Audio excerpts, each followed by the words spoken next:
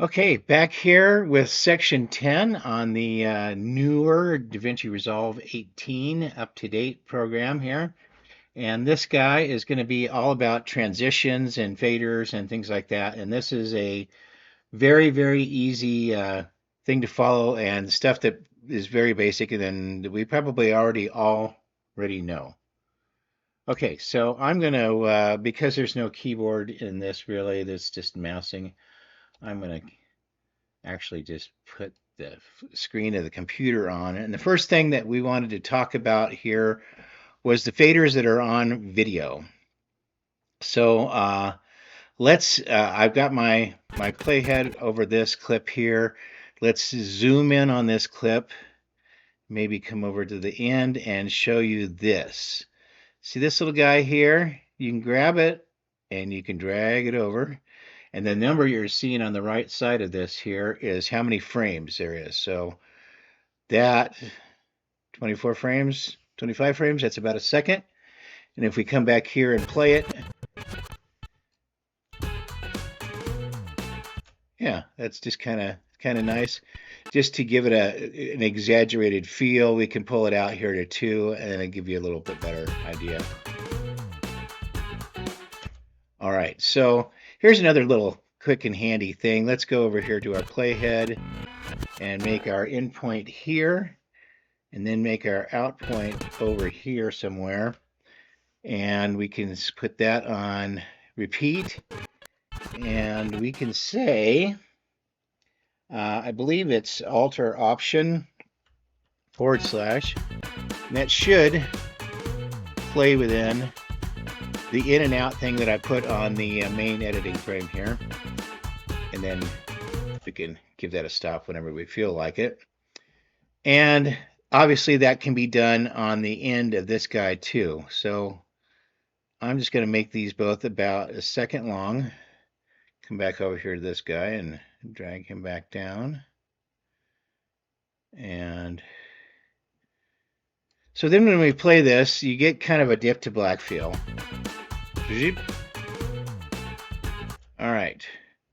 So the other thing to remember is here that whenever you use transitions or anything like that, and you're in the trim mode here, that I've just highlighted here, and you come down here and you put your guy just anywhere on that top track and hold your button down, and you see that white thing that comes out, those are the handles. And that means that even though it's just showing the in and out points of this video here, that the other video exists. So when we put a transition in there, it has to have something to fade into and from.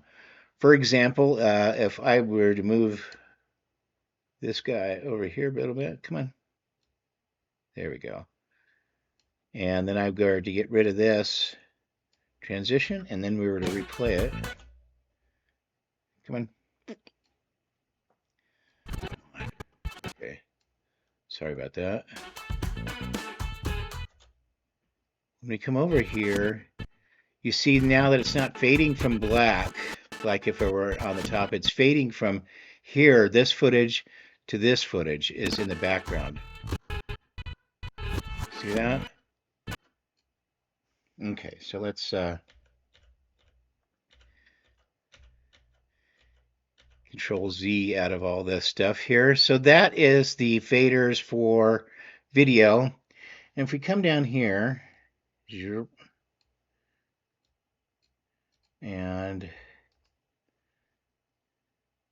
that is enabled. I don't know why we're not seeing all of it.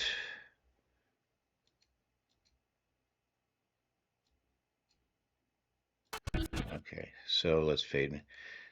So we have a fade on this here. We can highlight this crossfade and just cut that out. And now note that when we're at the music of this, there is another handle up here, and that's just a straight fader. Let's come out. Let's see if I can get a hold of him. There we go. There is a straight fader that comes in and makes the music. You hear how it went from 0 all the way up to wherever it is set now. We stretch it out just to kind of give you an idea of where it really is if you don't know this. So we heard the volume come up. Now let's come back to something realistic here, like a second or two of a fader. This little keyframe that's in the middle here will, if I get a hold of it, there we go, changes how the sound comes in. So if you want it to kind of come in easy, start hard and then come in a little easier, we can do that. Let's try playing that. Come on. There we go. Or come back down here. I hate using the mouse. And try it the opposite way. Where it came in real soft and then hit hard here. Just like it follows the curve of the line on there. Just see that. Okay. And then give it its crossfade back. So let me bring up, see where we're at here. So we got the fades done, how to use video faders, how to use the audio faders, how clips affect the handles. I showed you that we're in the transition mode here, and we clicked, let's get out of here, and maybe twirl this back up, out of the way here. Roll this back down so we can see what we're doing. So a good point. We're in the trim mode. So when we want to see what's past the in and out points where this, we click on that. So the white frame that goes around there is where that video truly exists, and we're just seeing the in and out points here. So as we play over this clip, obviously this is all of it we're seeing. But there's more of it that exists. So come down here, for example, and we click on, oops, come back to our transitions. Do we see any? We don't. Well, on this guy, we sure do. We don't see any transitions or any handles on some of these guys. In order to have a true transition down here, you got to have somewhere to put it. There needs to be some handles on this guy. As we see this here, you can kind of put them on either way, but the important thing is that if you want it to truly fade back and forth, and you've seen me cheat on this before, got to have somewhere to put it. If you just drop the transition on somewhere to go, it's not going to fade like it should.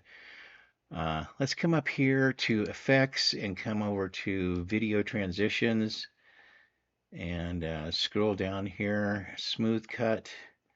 The good old cross dissolve, everybody's favorite. And note, I keep saying this up here with that. That's our standard, and then that's hooked to this button down here on the keyboard, right there. Take transition out, put transition in, smooth cut transition. All of these are user changeable. So what else? Let's go check over here again and see what we need to cover. So we got the handles thing down, how to customize video transition within the inspector. Okay, so that's the last of this, and that's going to be kind of all at once. Here, let's go over back to our guy and see that these guys both have some nice handles on them. So let's work over here. And move that playhead over to this guy. I'm going to zoom in on this. Maybe not quite so much. Maybe a little bit more. Just so we could all really see what's happening here. Maybe come up just a touch too. So when we, let's bring something in that's a little less standard. Here's the spiral wipe. Nobody really likes all these wipes, barn door wipes, things like that. But just from here, there's a couple of things you can do with the keyboard. Let me put that back in real quick. I've showed you guys this before, I believe, but here's the speed editor. By clicking on the transition duration button and holding the widening it and lowering it. Let me do that with the everything in here. You see it widening, lowering while I'm holding the transition down. Okay, so another thing here's With the transition highlighted, we can come up here to the inspector and we see how this spiral, what type of it is, how long it lasts. We've changed that, how many frames it takes, how it aligns, where there are lines just on this side.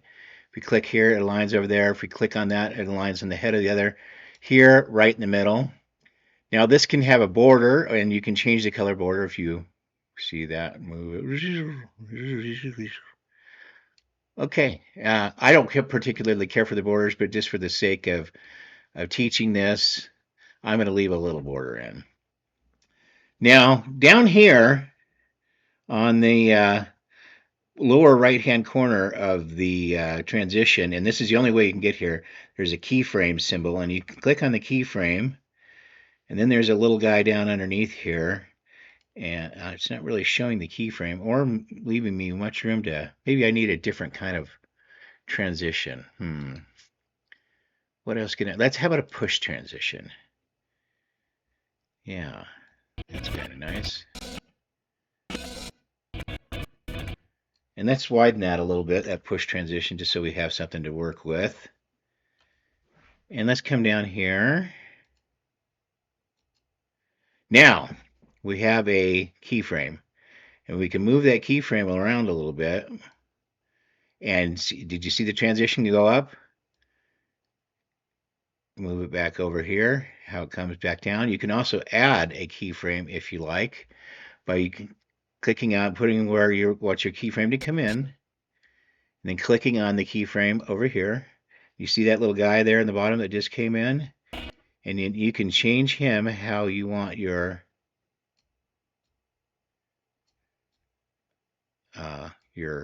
transition to look. And when you're done with him, it's not really working so good on this, but when you're done with him, you can click on him and come back up here and click on that, and he'll go away, or should go away.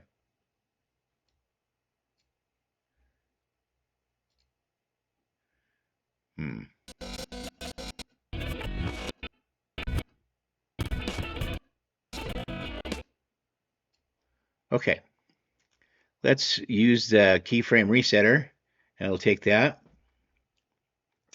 Now, here on this little guy with the ropes, we can click on that guy, and then this should look familiar for you because we were just playing around with this guy here a little bit ago with the speed of things, and we can move how we want our keyframes to look.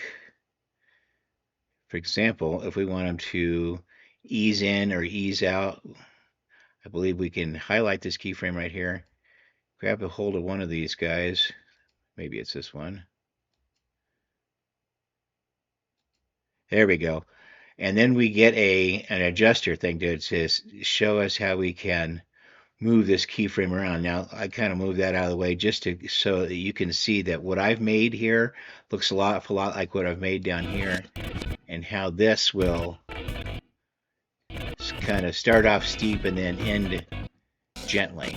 Let's try playing that real quick and just giving you an idea. Personally, I'm not a big fan of doing these things. I think that these keyframes look best when they're even across all the way through. This is the same down here. You can highlight him. Dink, come on. Highlight him and give him a handle to use and really make that steep. Come on.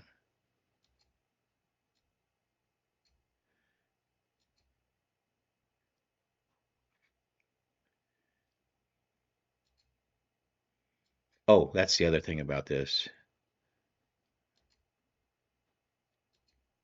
Where'd my guy go? There he is. Highlight that. It gave me the adjustment. So now I've moved that adjustment over, and that'll match up here with my keyframe. So that'll kind of come in easy, hit it hard, and then go out easy. See the little track on there. And then once again, back, here's the quick and easy way to get out of here is just to simply reset everything, I think. I hope. Or let's see if it lets us control Z out of it. And it does. Oh, yes, it does. There we go. So we are back to, and I think we can click on that. And I think we can click on that. So we're back to this here now, where we've got just our straight transition here, which I actually prefer. Now, if we look at this and putting in a border between a push, these are one of the few kind of barn doory transitions that I actually like. I like the push over, especially if you've got some motion that goes with that push.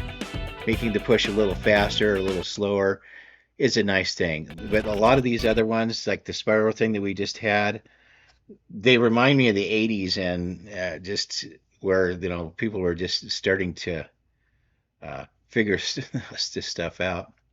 I guess that's another thing that's worth mentioning that you can right click on this if you decide you want to save it and create a transition preset and type your name of the transition in here, and we'll just call it transition PS just so I can show you real quick. Say OK. Then we'll come up to our transitions here, and I think it'll be at the bottom.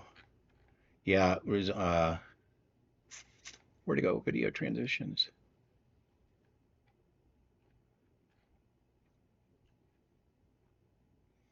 Well, it's here somewhere. Under transition presets, user push preset. There it is. Push preset PS.